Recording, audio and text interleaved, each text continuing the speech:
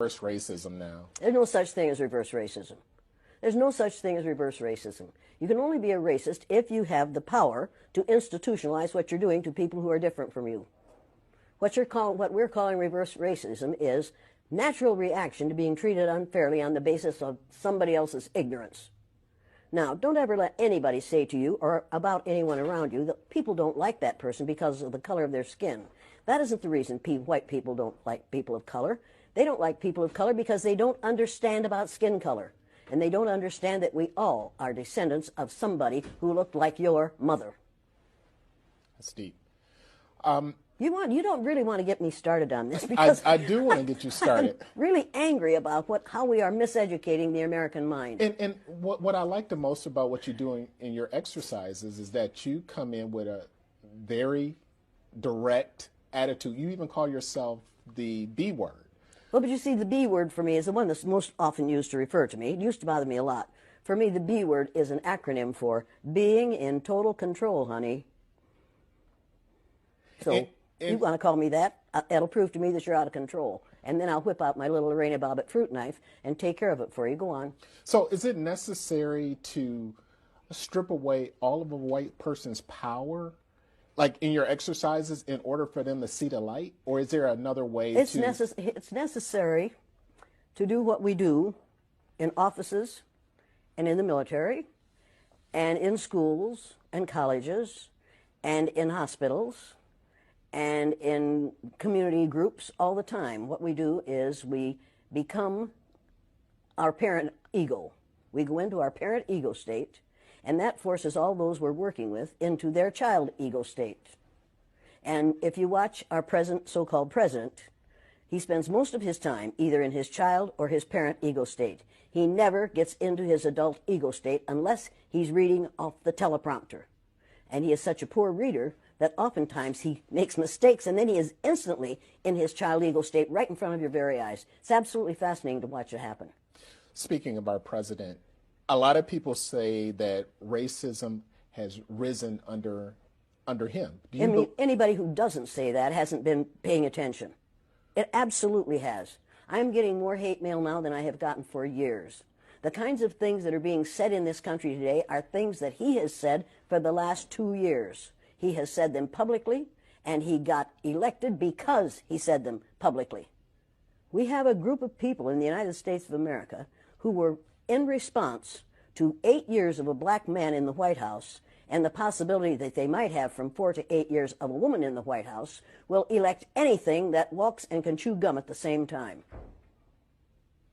This last election, as far as I'm concerned, was a direct response to having a black man in the White House for 8 years. And it's time to change the White House to the President's house.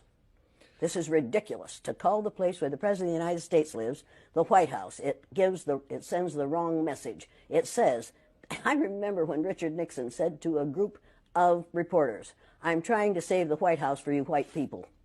That says it all. And at that moment I thought, well, wait a minute. Now this is something that has to be changed, and it has to be changed. Nothing can stop an idea whose time has come.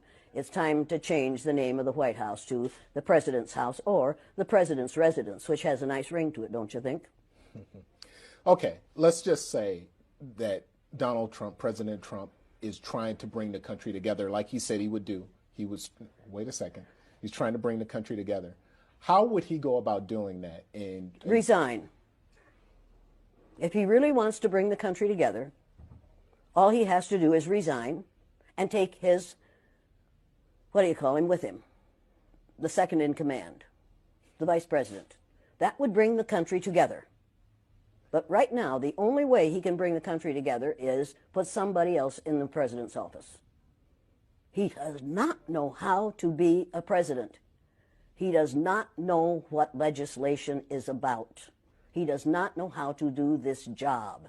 He didn't intend to get this job. And had it not been for the Electoral College, he wouldn't have this job. Mrs. Clinton won the popular vote. The only reason we have this person as the President of the United States right now is because the members of the Electoral College didn't do what that Electoral College was designed to do. Thomas Jefferson designed that to make sure that no one who was unfit for that office would ever be elected President of the United States. The Electoral College last year absolutely defeated that. With the state of the country being what it is right now, there's a lot of conversations taking place about, let's have a conversation about race. How would a person go about having that conversation? What can they expect to happen in a conversation Well, like the that? first thing they have to do is not talk about tolerance. I found out the day I was on the bottom in the blue-eyed, brown-eyed exercise with my students. I found out how it feels to be tolerated. I found out that tolerance means put up with or allow me to be. I don't need your allowance, and I don't need to be tolerated. I want to be valued, recognized, and appreciated. Put your tolerance where the sun doesn't shine. I do not believe in tolerance because in this country, we tolerate zits when we're little, zits when we're teenagers, hot flashes when we're old, and the flu and bad weather in between. We tolerate ugly things that are going to go away. I don't intend to tolerate anyone. I intend to recognize, appreciate, and value people, not to tolerate them. And I have all kinds of respect for the man who is part of the tolerance group in Atlanta, maybe. I have all kinds of respect for those folks, but we've got to change it from tolerance because the powerful can tolerate. The powerless have to wait to be tolerated. I have no time for that. I like that. No, I'm going to get lots of angry responses to that one. And I understand that. But I'm reading a book right now.